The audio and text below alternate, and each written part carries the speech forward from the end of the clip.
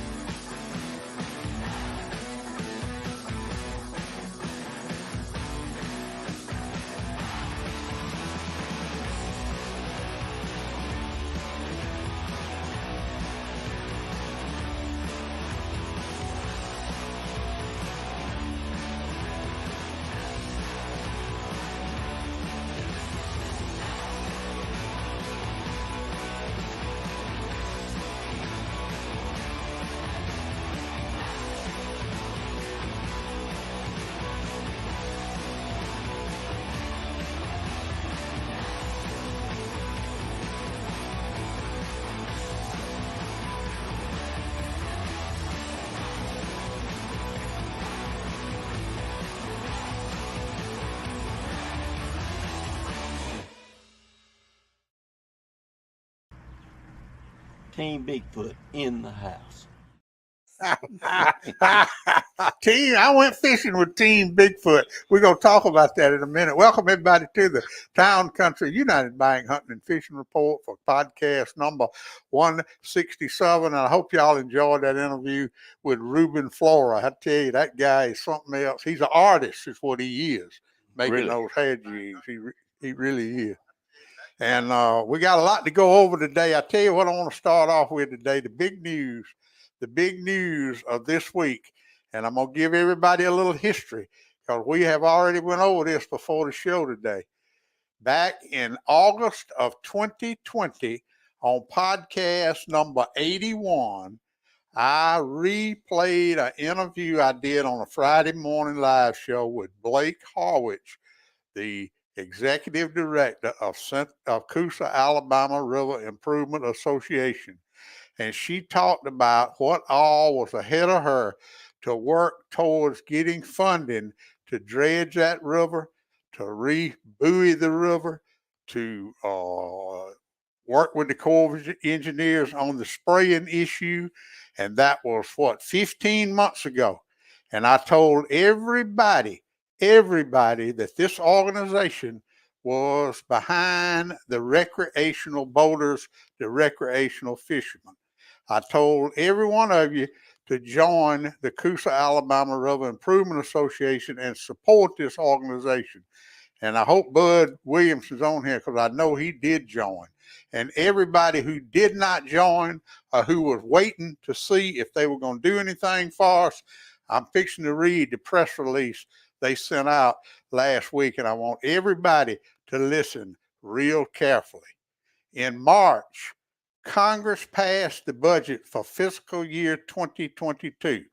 Included in the budget were major investments in waterway infrastructure led by Senator Richard Shelby, The Coosa, Alabama River Improvement Association delegation fought to include funding to dredge the Alabama River system to maintain a 9-foot channel and clear the miles of small boat access channels. Dredging will soon begin below Claiborne Lock Dam. Approximately $8 million will be spent on 30-plus sites below Claiborne. In addition to dredging below Claiborne Lock Dam, appropriations also include funding to clear the miles of all the small boat access channels located up and down the Alabama River. We have heard from our recreational members, and I am a member, that there has been little to no access to these small boat channels. We fought hard to make sure recreational interests were also included in fiscal year 2022 appropriation packages. Now, with that being said, I want to show y'all who this girl Blake is. That's her on the far right. And after they passed the Appropriations Act, Coosa, Alabama River Improvement Association joined with the other Alabama waterways, and they flew to Washington, D.C. to thank our delegation for their efforts and encouraged them to continue dredging the Alabama River for commercial and recreational navigation in years to come. So I wanted everybody to there's Blake on the far right there. And I know that's Mo Brooks and Tommy Tubble. I don't know who that other guy is, but they big shots up in Washington. Let me tell you, she is working for us, and I would appreciate if everybody, now that we have gotten some results from the Coosa, Alabama River Improvement Association, if everybody would go join it, I would appreciate it. But that's good news, and I want to share that with y'all this afternoon. Any thoughts on that, guys?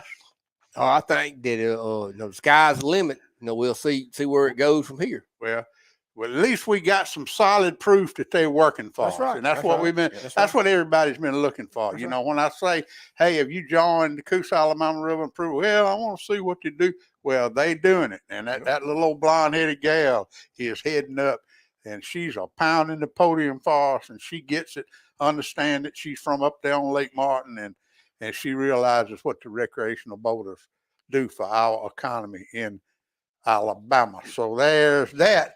All right, let's go over some events. We got a lot of stuff going on, and I want to share a lot of these events with y'all. Tomorrow afternoon at Bridgeport City Landing will be the Fruit Jar Open. It'll be 3 o'clock to dark, $15 an angler, $5 a boat. You gonna fish it, Kevin? No, I'll be shut down. For the big fish.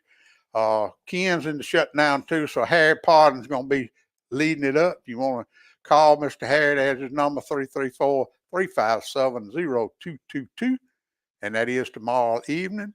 Then this Saturday in Demopolis, Alabama at Runaway Landing Extreme Bass Challenge, John McAlpin, get you a boat number, 334-654-4278. They had 2 tournaments in Demopolis last Saturday, and I think they caught a bunch of fish up there, didn't they, Kip? Yeah, Caleb and his daddy, the Sykes boys, they won one of them. I can't remember which one they were fishing. And Bo Spence and Tyler, then they went to Meridian boys, one John.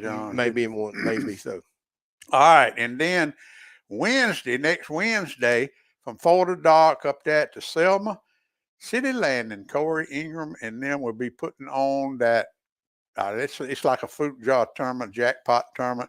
And let me thank old Todd Prater. He covered it. Boy, he wrote a good story on the last one that they had. And then next Saturday, y'all, here we go. The Roland Cooper State Park Big Crappie Day, May the 28th, 2022.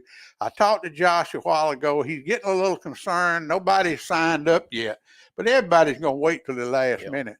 I know we're looking. You going to fish it, Kevin? Probably, we So awfully shut down. here's 3 right here. I know. It's gonna be a good turnout. I guarantee you, Josh. Don't get. This is his first one, so he's got. But if you're gonna fish it, call 334-682-4838. Talk to Josh or leave a message and let them know that you're gonna fish it. And they got the tickets and everything at the Roland Cooper State Park. So you need to go ahead and get signed up where they can kind of get a head count as to what's going to happen on the big crappie day. We'll be talking.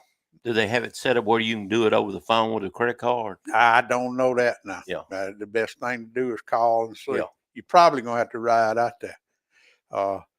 But, it's going to be a $5 late fee now if you wait till Saturday morning and do it. It's $25. But if you sign up Saturday morning, it's going to be $30. And $15 for kids. It'd be $20 on Saturday morning. But we'll talk about that a lot more. And then on it's a catfish benefit coming up this weekend. I should have put that ahead of the Roland Cooper State Park. But this weekend, it's a guy that named Fred. That's a catfisherman there in Selma. He had a hole in his esophagus, and he had an operation. I saw a post on my page today where he's doing a lot better. He's still in ICU, but they're having a catfish benefit tournament for him this Saturday at the Selma City Landing. And if you can't fish in it, stop by there and drop $5 or $10 in the hat for this old boy and help him out. Marshall Huey is going to be in charge of it. It will be going by the Alabama Catfish Series rules and regulations, and that is this weekend at the Selma City Landing. And then Dippy Outdoors is going to have a crappie tournament the same day as Roland Cooper State Park down at Cliffs Landing from safe light to 2 p.m., $60 a boat. Call Dip or Josh Shook, and he always puts on a good tournament. I thought he was going to come up here, but COVID got him last year, and he just didn't make it. And then I want everybody to put this on their calendar for June the 4th, 2022, Runaway Landing. It is the Share the Gospel Ray Covington Memorial Tournament, and I hope everybody fishes in that. $125 a boat. Reverend Howard Gaston, who to contact, 251-232-1940. And that's all I got going on. I got a bunch of stuff on up in June and July, but I'm not going to go that far down. So that is all I got. The Millers Ferry Powerhouse, his schedule, they're running from midnight to 6 a.m. 2 units, from 2 p.m. to midnight 2 units.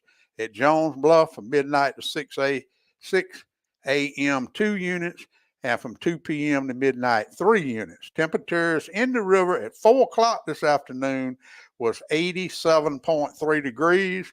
In the sloughs, 84 degrees. So what's that water? They pulling that water.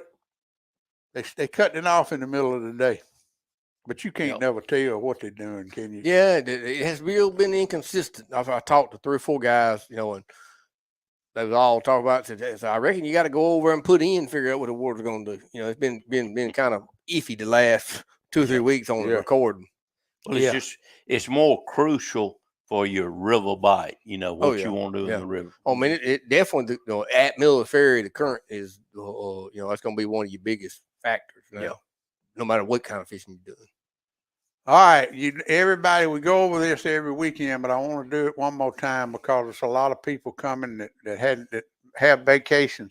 If you're coming to Roland Cooper State Park or Bridgeport City Landing this weekend, when you turn off the bypass at the Camden Post Office to go to Roland Cooper State Park, you got to go around on Highway 43. Now, you can still get to Bridgeport City Landing, but you can't get to the state park after you turn in to Bridgeport City Landing. That road is under construction between where you turn off to Bridgeport and Highway 43. So you got to go all the way around. That X right past Bridgeport right there. That's as far as you can go. That's as far as you can go. And so if you coming to fish this weekend, remember that you can get to Bridgeport, but you can't get to Roland Cooper going on the Highway 31 to 37. You got to stay on 43 and go all the way around to Roland Cooper State Park. So put that in your head. And if we have not have had a shutdown going on, we would be talking about a 140 to 170 boat Alabama Bass Federation tournament this weekend. We lost that tournament because they couldn't get lodging with the IP shutdown going on. So that is something. And I do want to show y'all this. I had to go to Demopolis yesterday, and I do want to shout out to the Marengo drug screening, Miss Linda and them. Let me tell you, I called her yesterday morning. We got drawn for a random alcohol test for one of our truck drivers, and we had to go to Demopolis to get it done. She said, bring him on. And it was just quick in and out, very, very affordable. They do drug screenings, DOT physicals. They do urine tests, alcohol tests. So if you got a business and you want a good place to do your drug screening, Marengo drug screening. It's right there by Willingham's in that little shopping center right there. It is a nice people. But anyway, I slipped over there and took my drone, and this is yesterday at about 9 o'clock at the Demopolis City Landing.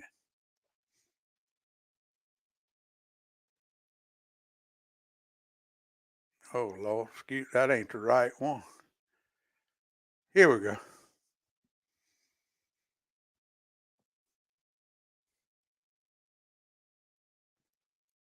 I hope they got enough riprap right there on the side of that landing. That looks good though, don't it, Kev?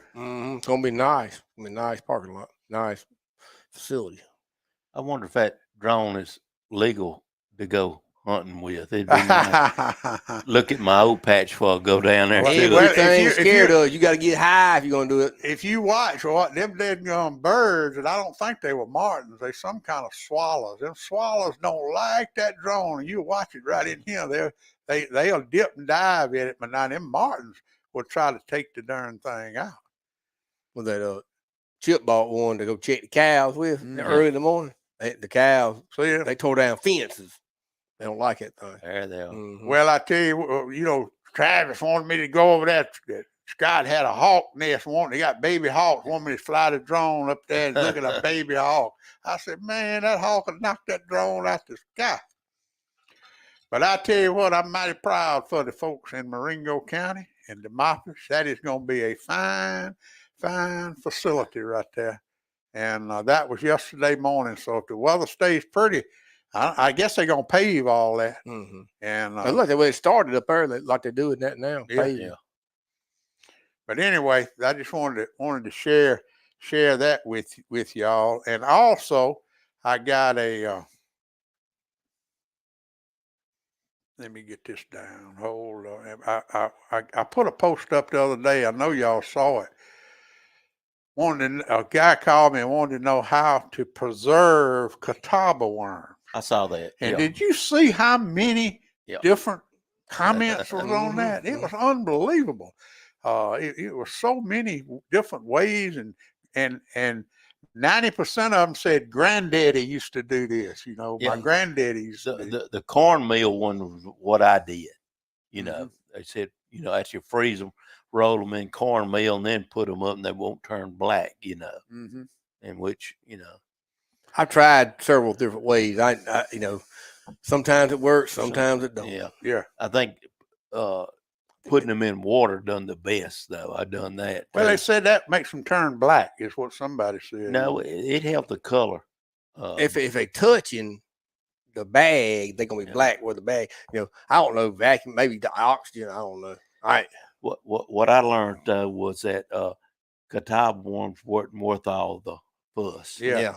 But they were really good when you first get them. Well, they good for farm catfish. They work good, but these river catfish, they won't shad. Yeah. All right, y'all. Joshua said if you'll call early and let them know that you're coming on that Saturday morning, and sign up, they won't charge you the late fee. Just bring the $25 that Saturday morning. So call and sign up. Well, like I asked, does it have a way you can pay with a credit card over the phone? No, he said cash cash, when you get there.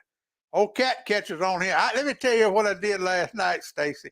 I got one of them new smart 55-inch TVs, and I got to downloaded the Facebook TV, and I watched Stacy's show last night on my TV, just like watching TV, man.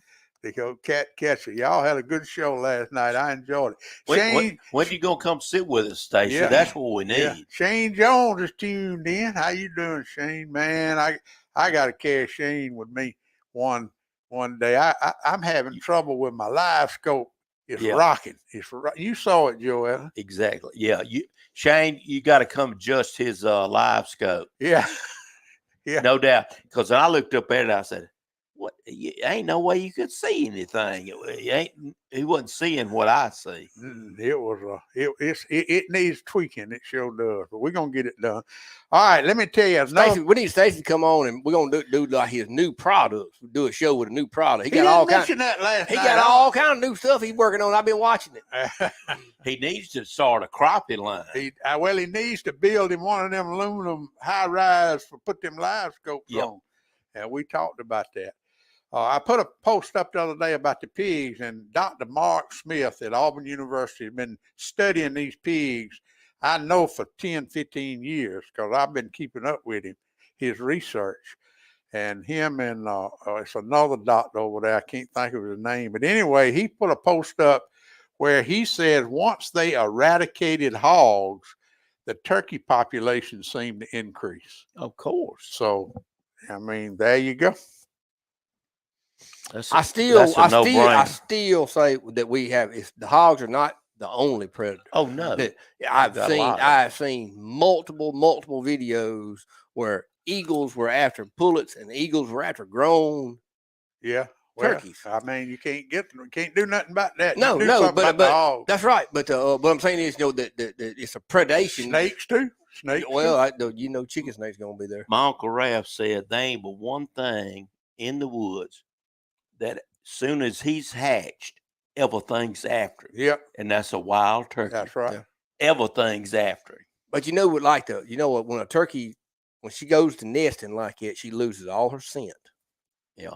And I saw on that one video where they had a what here was it B Daddy, was it you put it on there? A hen on a nest, and that had a video on it that night, and then that Cody come in that night. Mark Buxton's son put that up there. Mm-hmm.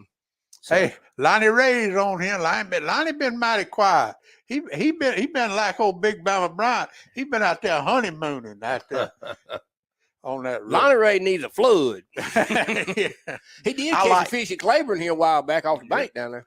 I like that one he put up the other day, Lonnie Ray, and he said roll tide, and over to the young'un with him. She said, "Whoa!" Yeah, I told him don't throw out the boat. One he didn't throw out the boat. Hey y'all, now let me tell you, I got two different videos this week of birds. One was a great blue heron today. Scott Mitchell sent it to me, and then Mark Boland sent me one with a crow hung up in a damn limb line. Now, if you're gonna run limb lines, and I love limb lines myself when that river's up, but when they fall down, let me tell you, a critter's gonna get hung up on it. So if you're gonna run limb lines when the water's up, take them down when they comes down. It's just no excuse for it. Well, that's everything. If you put a trot line, pull it up. Yeah. If you have jugs, pick them up. You Be might make the effort for all your stuff. Me and Joel we would go, and if we were going fish it again the next day, we would leave it out. But it either be unbaited or either it be baited. We didn't leave it one way or the other, Well, when that water drops out and them hooks are exposed, it's gonna catch something. I guarantee you, and you might catch a fisherman too on the side of that river. I have run into them before, and it's you just got to be careful and pull them up. Be responsible, be courteous, and remember, I talk that all the time. All right, let's get into the hunting and fishing report. Starting off with catfish, we got the old cat catcher on here. He has some good videos. He caught some. Mallory and her daddy Marcel are noodling and grappling and jugging, and they catching the heck out of them. Miller Owens used these. These are the lighted jugs I've been talking about that you can see that light in them, and I let Miller Owens took them out Saturday night, and he said they worked good. And we got 6 of them to give away at the jugging contest, and they got a weight in them, and we're gonna give them away at the jugging contest. And little Trey Cole had a big old Tom Bigby catfish he caught, and Gage Knight, he see that with all those blue lights holding that catfish up, looked like old Big Bama Bryant going down the river with all them LED lights. Catfishing, everything's wide open right now. Tight lining, jugging, whatever you want to do. Yep. You be current.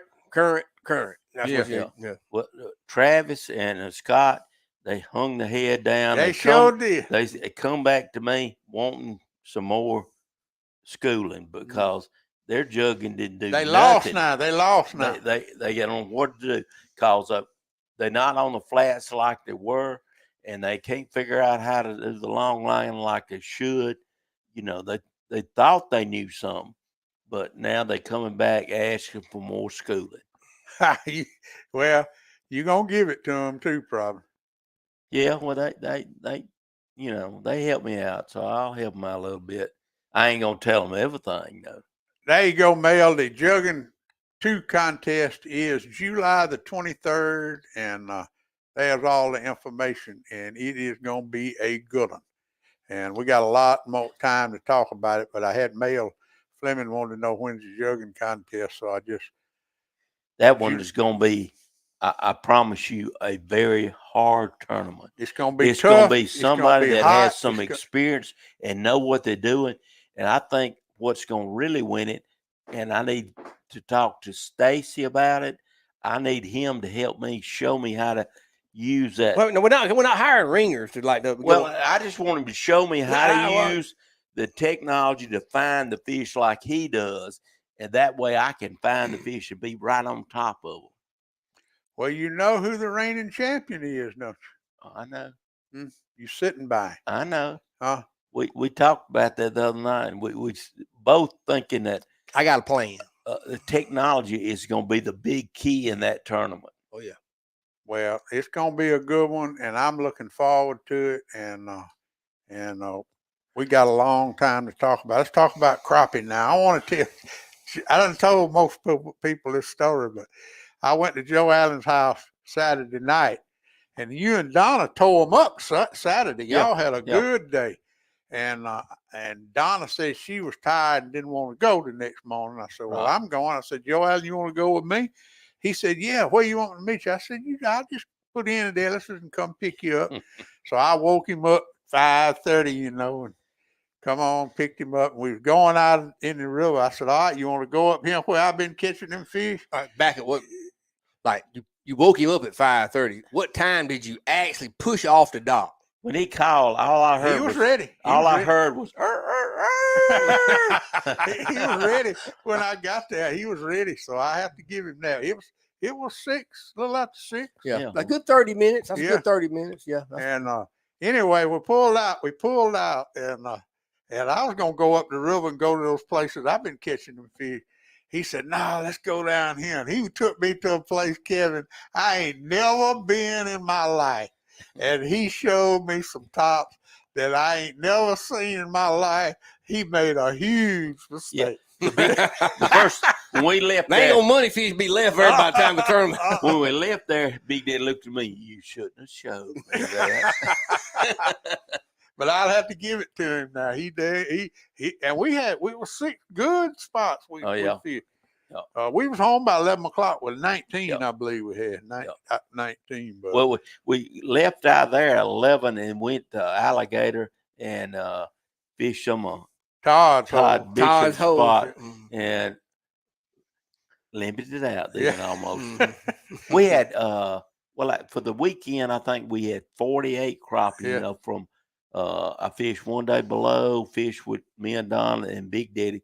We had 48 crappie that we cleaned. And that's a good weekend. That's a good weekend. And that's the only bad thing I got against Big Daddy is he don't do like Shane. Shane will get out there and clean the fish for me and have them all clean, and he'll help cook them. Shane said he's going to fix the fish tacos for us next time. Well, actually, the Roland Cooper tournament, we're going to have fish tacos. Okay.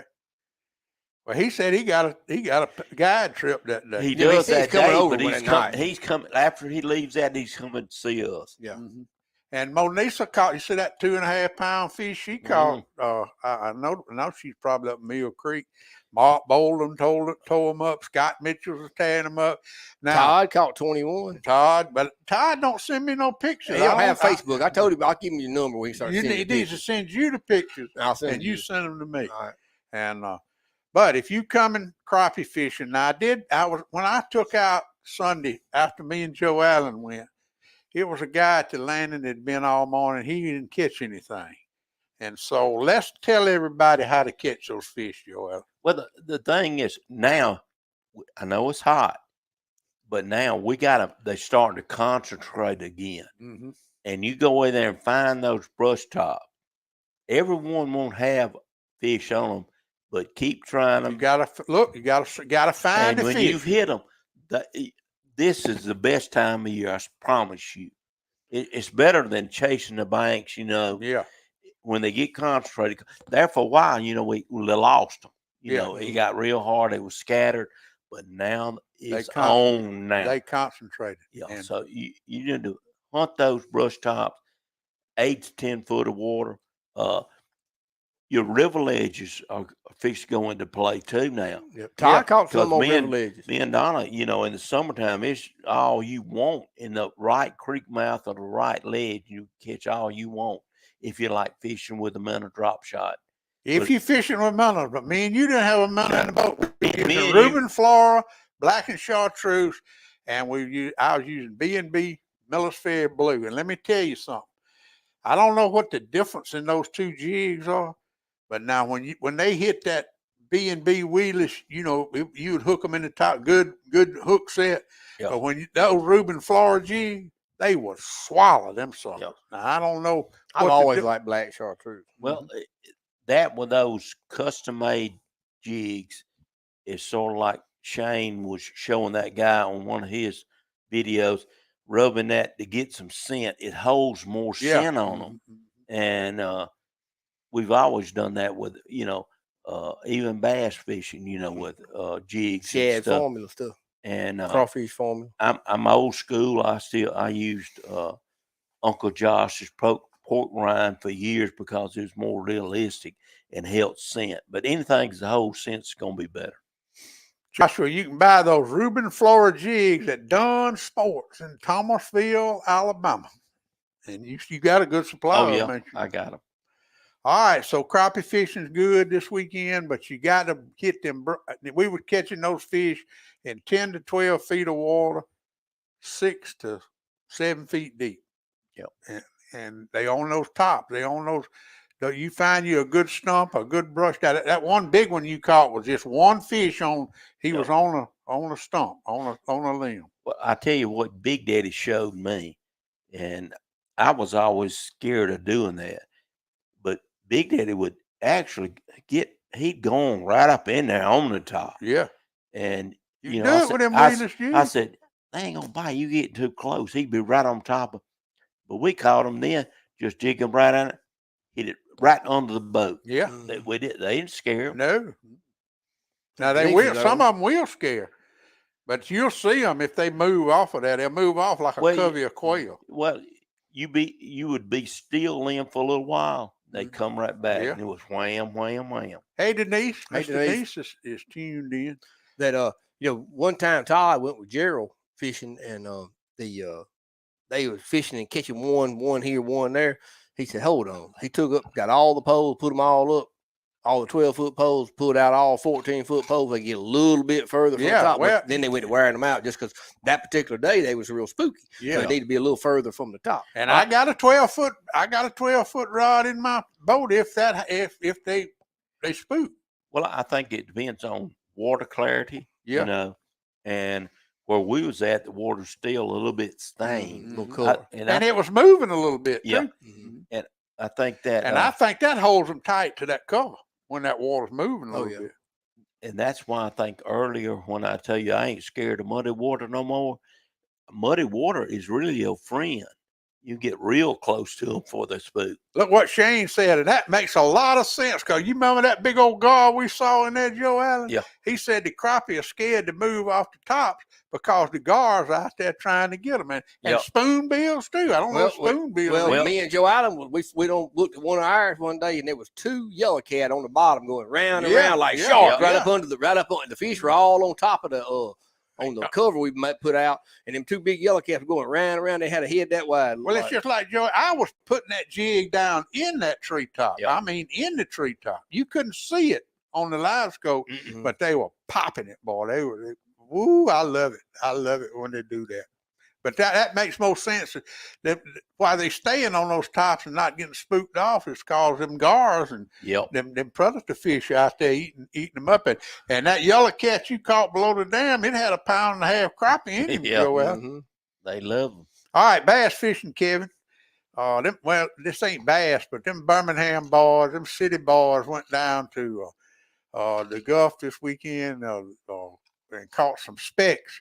And they said no guide needed, but I don't buy that. I don't believe them city boys can go out there and catch some fish like full moon. They was probably on the beach. That's the best bite. That's and right. My next door neighbor Wayne Phillips, he's slipping out there catching him some bass every afternoon, and he's bringing them home and eating them. And I could smell that fish coming across the pasture last night. But all right, Kevin, if you're coming bass fishing this weekend, if you're fishing in the Extreme Challenge over in Demopolis this weekend, what you got to do to take that money home? Well, your first stop's gonna be gold. You don't need to be on a good spot, because you're gonna have your morning and your afternoon bites. Your time is on, and then for Millers Ferry, the generating water is going to depend on what pattern you try to fish. If you don't have any water moving, it's going to be a shaky head on your ledges.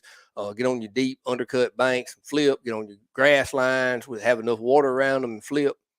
Don't be scared of the depth. If it's where there's river water that comes and goes. But whenever if you got the current, then you can get over and get on your crankbaits. You can get on your top water baits and stuff like that. It's fish are gonna bite. At Millers Ferry corner to corner. Now Demopolis over, I wish I knew that when it's hot summertime, it gets pretty tough over there, but now that I'll say that historically you do shallower longer in the heat at Demopolis on Tom Bibby and the Warrior River than you do at Millers Ferry. There'll be, I fished over there in June, July, and might not be in the back of the slough, but you might turn in the mouth of the slough and fish 100 yards on both sides of it going in and catch big fish. It's just the fish act different. I don't know why. What's the go-to bait in this tight water situation this time in the morning? I'll be wanting to throw a top water spinner bait and a swim jig in the morning, and then if depending on the current, may stay with your swim jig some and go to a crankbait, maybe even ripping a rattle trap a little bit. If no current, after that sun gets on up, go to a drop shot, get on your, use your electronics, and the fish will kind of tell you if they're up on the ledge like that. You can stay back and throw a trap, chase bait at them and still get a bite, with a blade or with a swim jig or something. But when they start falling off that ledge and moving up and down on the side of it, work vertically like that, you got to go on. You got to get serious then and slow down, make them bite. Well, those deep undercut banks, those are big fish banks. That's right. And what Kevin's talking about, you might not catch but one fish there, but you need to have, if you have 8 or 10 of those kind of holes in your arsenal, you subject to catch 3 or 4 good fish during the day. That's right. When I say undercut, it's like where the normal water level goes up and down, it erodes that bank. That's and right. It's hanging over. So let's say you're at normal or full pool in the morning, that water's above that. Them fish have got a shady spot. So after the sun comes up, they'll back up, and they might not be 2 foot down, and the ledge might be 2 foot from them. But you can pitch it up in there, and sometimes they'll hit it when it hits the water. Sometimes you hop it off there just to get that ledge. He's an active fish. Like if you drop it down and you catch him 10 foot of water, he's not. That fish is technically, I would not say in aggressive position. He's going to be more aggressive. The closer he is to that break or up on the break, is in a more of aggressive position. Well, if people don't know what we're talking about, I'll tell you one spot you can go look. That's at Chalachi Creek. When you come out the mouth of it, just downriver, that undercut right there. Go look at that spot. And that's what you're looking for. And that's what you're looking Boat being for. 20 foot of water, and you flip up there and you jig, you can see it when it hits the bottom. I mean, and whenever, and I hate to even tell this, but like up in the day when the boats go back and forth right there to kind of get you a little mud line like that. No, that just increases it. It's even better than when you get that little mud line, you pitch it up there and just hop it just out that mud. He'll blast it right there. We're getting secrets from Karen now. Joe, I'll tell him my dad going place. Well, I mean, they go look at that, they go up and down the river hunting that. All right, yeah, Wayne, Todd, tomorrow is a fruit jar at Bridgeport City Landing. Next Wednesday afternoon is a jackpot at the Selma City Marina. So you guys bass fishing, you got plenty of opportunities to practice these expert tips that Joe Allen and Kevin are giving y'all today on the podcast, Town Country United Bank Hunting and Fishing Report. All right, Bream fishing. Beth Ann, Gerald didn't go crappie fishing. He took Beth Ann. I saw Bream fishing, and she tore them up. And I wonder where they at. The cutoff. No, You hit all the crappie he trees. was down there on Tom Bigby. He was down there around Jackson. Yeah, probably went to cutoff while the cypress trees down there. But now Wayne Edgeworth, I just posted some pictures on my Facebook page. He went yesterday, I believe it was, and he tore them up. I ain't nothing no prettier than those Bream. Let's say I got an old picture that Wayne sent me. I think I still got it. Yeah, there you go. That right there now, buddy. It's that time of the year to get them Bream right there. Those were Wayne's fish right you there. can fillet those. Yeah, it's I showed 4 or 5 of my buddies this. One of my buddies showed me. You got a farm pond, and you're curious as to how big a fish you have in your pond. Go out there, especially if you have a feeder. This time of year, if you go 3 or 4 days in a row doing this, you take a Bream big as your hand, you take a hook, and you skin hook him behind that dorsal fin, blow you up a balloon about 18 inches, 2 foot, about size of a tennis ball, and tie it on your line like that, and let him swim around live around where your feeder is like that. If you do that 3 or 4 days in a row, you will find out how large a fish you have in your pond. That is the only way you can catch that Florida strain of bass in our pond is just exactly what you're talking You've about. caught some big ones doing that. Big ones. Yeah. 10, like 9 and 10 pounders. If that pond holds that fish, And then I went with Jamie one time. We was fishing with a friend's pond in Stockton, Alabama, like that, and we was fishing with Bream and tilapia. He had some big old tilapia in there, and had Jake Peavy with us. He was 20 years old, just starting his career out, and he was on the phone with his coach and back and forth, and all of a sudden float went out. And I said, "Here comes Jake, catch this fish," and hand that pole. He said, "What'd I do?" I said, "Just set it hard as you can. You do not tell an elite athlete to set the hook hard as you can." My rod exploded. That daggum $200 flipping stick, it broke in 4 or 5 pieces like that. I grabbed the line, pulled him up there, a 10-pounder. He pulled in.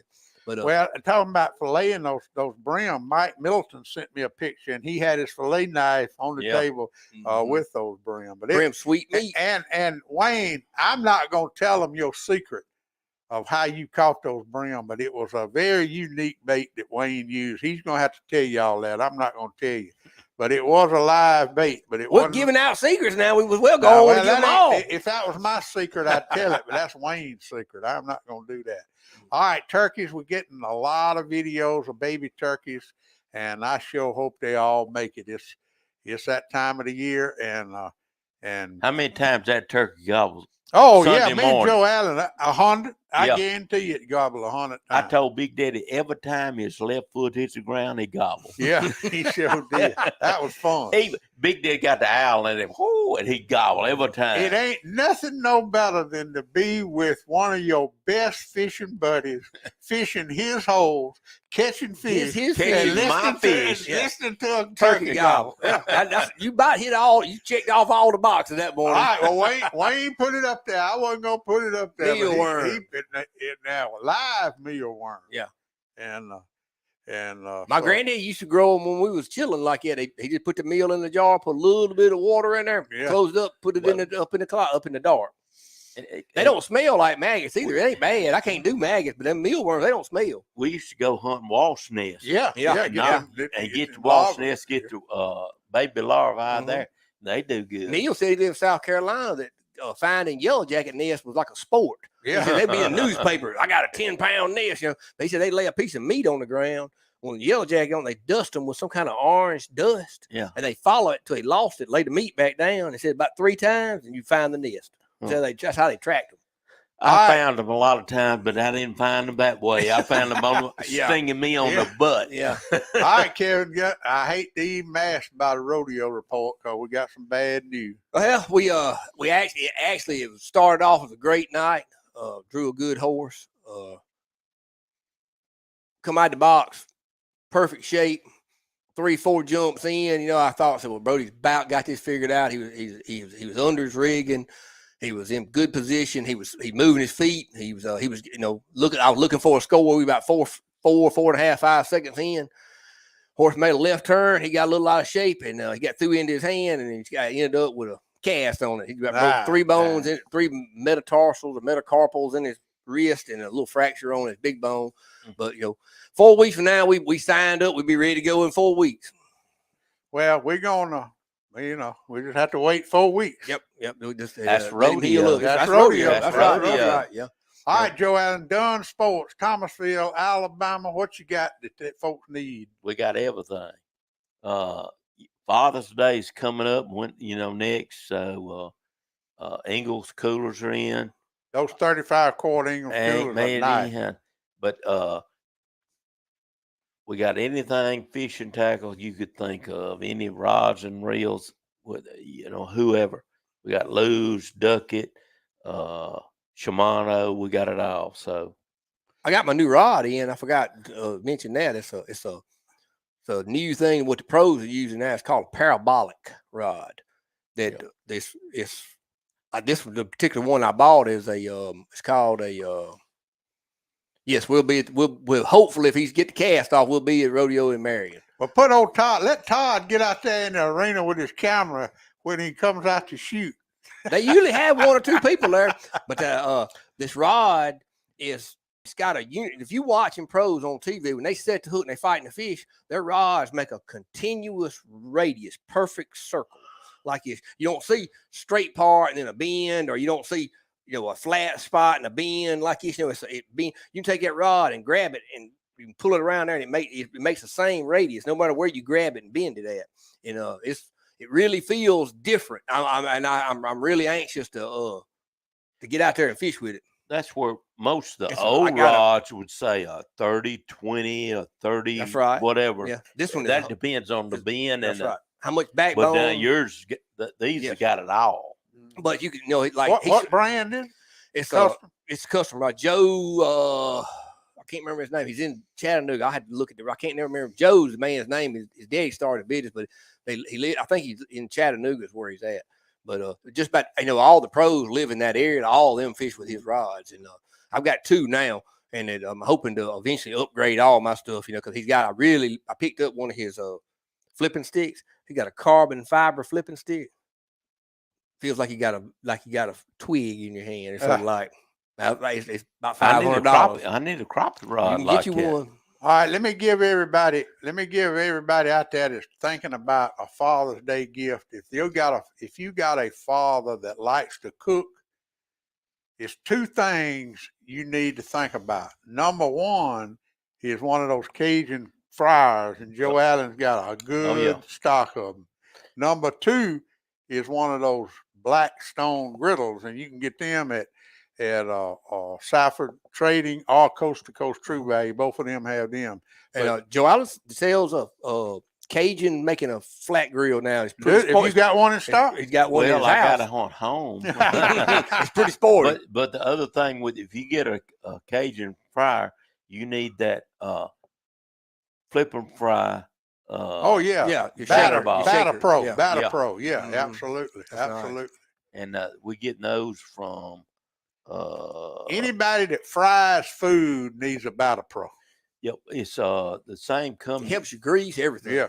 The company that makes the limb Mhm. products, Yeah. meat grinding products. They the one that has that patent on that bowl now, Mhm. and that's where we're getting it from. All right, y'all. We got to go. We ran over a little, but we had a lot to go over today, Yep. and we got some Yep. good stuff I out batted there. some bacon the other day and fried it. Ooh, Appreciate you're trying to everybody kill me. tuning in, and appreciate you guys. We didn't think Joe Allen was going to be here, but Cameron got a good Got medical good report, so good we're really reports. proud of that, and he's on the mend. And thanks everybody for tuning in. Anything else y'all got? Anything? All good. Brody's got a baccalaureate Sunday. Finna get ready for God graduation. dang, Yeah. bless his heart. 9 more days, he graduates. Good luck, Brody. Remember when we all come in some of your very first shows, Brody and Cameron, remember that? Yeah, little old bitty fella. Mm-hmm. Did the Christmas with That Santa was- Claus. That was 12, 14 years ago. All right, everybody, thanks for tuning in, and we'll be back next week, same time, same channel. And we had a good crowd. Hope we got a lot of information out there for y'all. See y'all on the water and get outdoors. Pap taught me every critter's track and how to set a hair trigger on a trap. He taught me to shoot, scale, and skin and make a snare with a leather strap. He taught me to be a part of the woods and all his woodsy tricks. Said you gotta walk soft on 2 light feet and try not to break no stick. I thank Daddy for my savvy, how to hunt and how to carry anything that I might need to get a piece of skillet meat. How to walk and how to hide, how to crawl and how to slide, how to sneak, stalk, and climb and do it all on 2 light feet.